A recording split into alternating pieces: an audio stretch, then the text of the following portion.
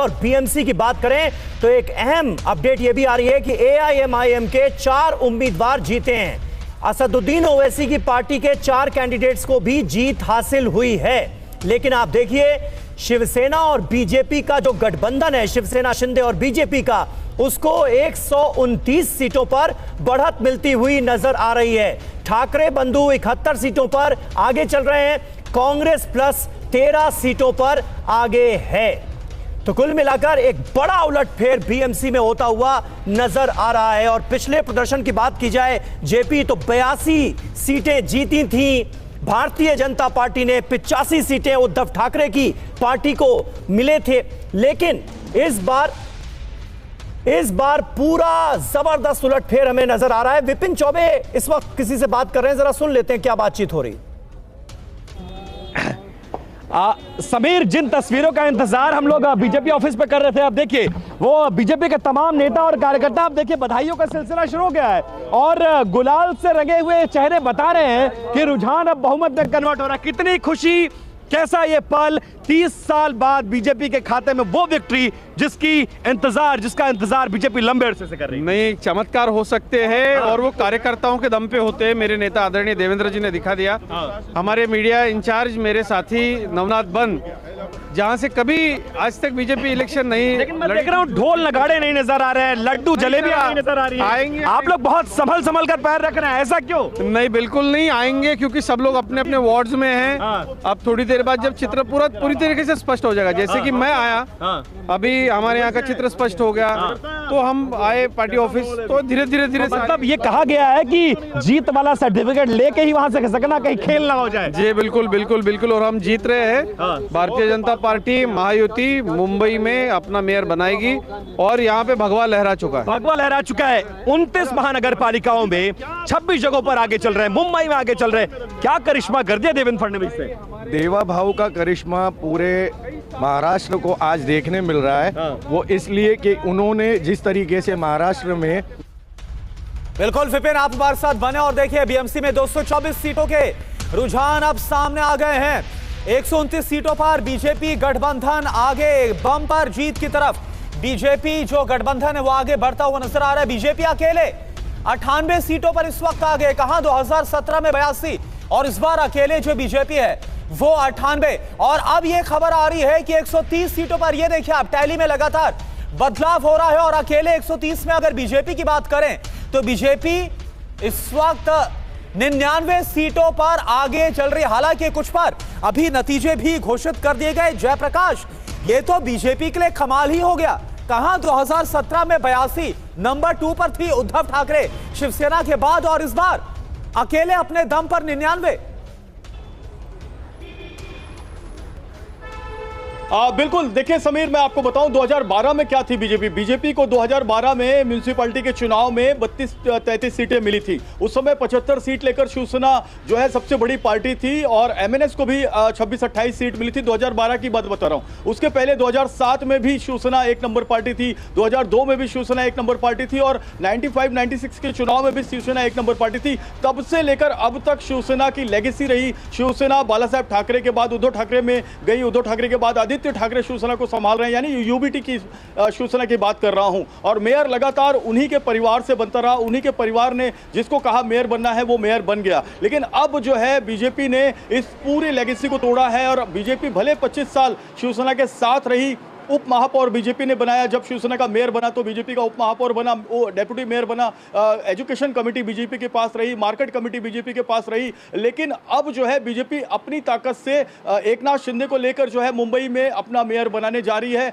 BJP के इतिहास में जब से बीजेपी पार्टी बनी है, 89 से मैं बात कर रहा हूं, तब से मुंबई के लिए एक बहुत बड़ा बीजेपी के लिए मैसेज है, पूरे देश के लिए मैसेज है, क्योंकि देश की आर्थिक राजधानी भारत जो है मुंबई है और मुंबई में अब बीजेपी किंग बन गई है। एक मैं और बड़ी बात बताऊं कि नासिक में क्या हुआ है। नासिक महानगर पालिका में भारतीय जनता पार्टी और शिवसेना जो है सत्ता बनाने जा रही है। एक समय था वहां पर राज ठाकरे की पार्टी का भी मेयर था, वहां पर उद्धव ठाकरे की पार्टी का भी मेयर था, लेकिन वहां भी बीजेपी ने कब्जा कर लिया है। और जो कुंभ मेला होने वाला है 2026-27 वो नासिक में होने वाला है, उसकी तैयारी चल रही है, मिनी कुंभ सिटी बनाई जा रही है वहां पर। तो वहां पर ऐसा मैसेज देना कि हम हिंदूवादी पार्टी को चुनेंगे, क्योंकि आपको पता है पूरा चुनाव कैसे हुआ, हिंदू मुस्लिम का पूरा चुनाव रहा। नीतीश राणे जहां जहां भी गए, जिन भी रैलियों में गए, वहां पर उन्होंने ये कहा कि सनातनी और हिंदू ही मेयर बनेगा 29 की 29 महानगर पालिकाओं में। और उनकी बहुत डिमांड रही, प्रचार में उम्मीदवार उनको पूछते रहे और उनको बुलाते रहे अपने पास। तो कहीं ना कहीं नासिक में कुंभ मेला होने वाला है 27-28 में, और नासिक में बीजेपी और शिवसेना मेयर बनाने जा रही है। ऐसे रुझानों में जो खबर आ रही है वो एक दूसरा मैसेज देते हैं कि जो मतदाता है वो भी कहीं ना कहीं इस अपील को, इस प्रचार में बनाई गई जो है नीति और रणनीति को उन्होंने एक्सेप्ट किया है और सपोर्ट किया है। बड़ी बात जयप्रकाश आप कह रहे हैं, और नासिक की बात आप कह रहे हैं। नासिक में कुल 122 सीटें आती हैं और बहुमत का आंकड़ा 62 है।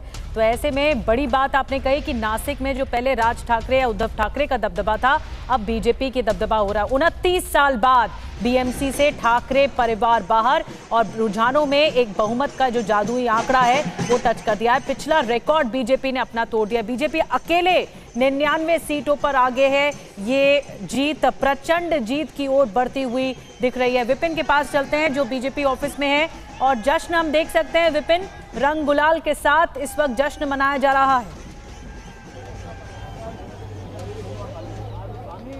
देखिए, अलग अलग जो नगर सेवक हैं, उनके जो सपोर्टर्स हैं, वो जीतते जा रहे हैं और धीरे धीरे करके यहां आ रहे हैं। एक बार फिर से मैं अपने कैमरा पर्सन के साथ सड़क तक, आपको थोड़ा पीछे चलिए जरा। रोहित, मेरे कैमरा पर्सन आपको एक एक तस्वीर दिखा रहे हैं। अब लोगों को जुटना देखिए शुरू हो चुका है, एक एक दो करके लोग आ रहे हैं। और ये कहा गया है पार्टी की तरफ से, अति उत्साह में बिना अपने कैंडिडेट को जिताए हुए वहां से हिलना नहीं है। इसीलिए थोड़ा सा बीजेपी जो पार्टी मुख्यालय है उसके बाहर गहमा गहमी शुरू हुई है। लेकिन लोग संभले हुए हैं। संभले इस लिहाज से हुए हैं कि जब तक जीत का सर्टिफिकेट नहीं लेना है, कैंडिडेट का अनाउंसमेंट नहीं हो जाता है, तब तक वहां से हिलना नहीं है, क्योंकि जीत कराना है। और ये एक बड़ी विक्ट्री होगी। आसान नहीं होता निधि किसी भी पॉलिटिकल पार्टी के लिए लगातार एक ही राज्य में चौथा चुनाव जीतना। 14 का चुनाव, माफ करें, 2024 में जो लोकसभा चुनाव हुआ था, फिर विधानसभा चुनाव हुआ, फिर नगर परिषद चुनाव हुआ, और अब महानगर पालिका के चुनाव। तो ये एक बड़ा संकेत है जनता के दिलों में। ये बताता है कि कैसे गठबंधन जगह बनाया हुआ है, अपने मुद्दों के आधार पर, काम के आधार पर जीत मिल रही है। और जनता आज की तारीख में इस गठबंधन पर भरोसा कर रहा है। और 30 सालों का एंटी इनकम्बेंसी ठाकरे परिवारों को बहुत बड़ा नुकसान पहुंचाया है। और कुछ कार्यकर्ता भी आए थे, वो ये कह रहे थे कि लोग ये परसेप्शन बनाते हैं कि अल्पसंख्यक वोट नहीं देता है। अल्पसंख्यक इलाकों में भी बीजेपी के कैंडिडेट का जीतना, इस तरह की खबरें जो आ रही हैं, वो ये बताता है कि जो सबका साथ सबका विश्वास वाली बात थी वो जमीन पर उतरा है। और जो भी स्कीम्स थी वो निष्पक्ष होकर जनता तक पहुंचाई गई है और उसका फायदा मिल रहा है। और 75,000 करोड़ वाले महानगर पालिका मुंबई पर बीजेपी गठबंधन कब्जा करता हुआ नजर आ रहा है। और लोग ये बता रहे हैं कि अगले 1 घंटे बाद यहां वो सेलिब्रेशन होगा जो इतिहास में बीजेपी के इस दफ्तर के बाहर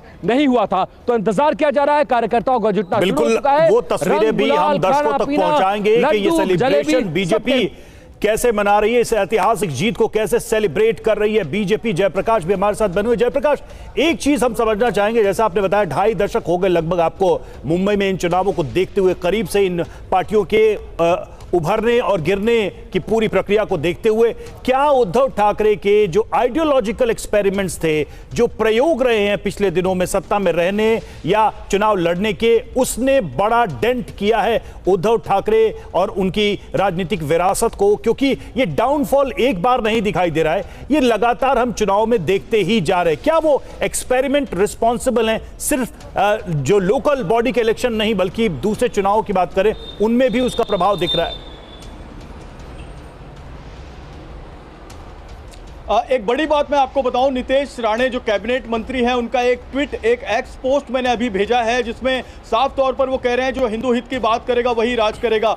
नितेश राणे की इतनी डिमांड इस पूरे प्रचार में थी, न सिर्फ मुंबई महानगर पालिका में, ठाणे में, कल्याण डोंबिवली में, बल्कि भिवंडी और मुंब्रा जैसे इलाकों में भी उनको जो है प्रचार के लिए भेजा गया था। सोलापुर में वो गए और बहुत सारी जगहों पर उन्होंने प्रचार किया। तो ये पूरा चुनाव हिंदू वर्सेस मुसलमान जो है, इस तरीके का चुनाव प्रचार रहा। ये बात कन्विंस करने की कोशिश की भारतीय जनता पार्टी ने, जो एक समय बाला साहब ठाकरे मातोश्री के अंदर बैठ के कहते थे जो गर्व से कहो हम हिंदू हैं, गर्व से कहो हम हिंदू हैं, ये कहने के बाद मैं आपको बताऊं इतने पोस्टर, इतने स्टिकर बने, इतने झंडे बने जिसकी कोई कल्पना नहीं की जा सकती। जैसे अभी अयोध्या राम मंदिर बनने के बाद जो राम मंदिर के झंडे बन रहे हैं, वैसे हम मुंबई की सड़कों पर गर्व से कहो हम हिंदू हैं देखा करते थे, स्टिकर लगा करते थे गाड़ियों पर, जो मोटरसाइकिल है वहां पर, और यहां तक कि लोगों के घरों पर। और यही बीजेपी ने इस चुनाव में जो है कहा है कि सनातनी और हिंदू ही मेयर बनाएगा, हिंदू मराठी मेयर बनेगा, ये मुंबई के लिए कहा, और मुंबई के बाहर सोलापुर में कहा सनातनी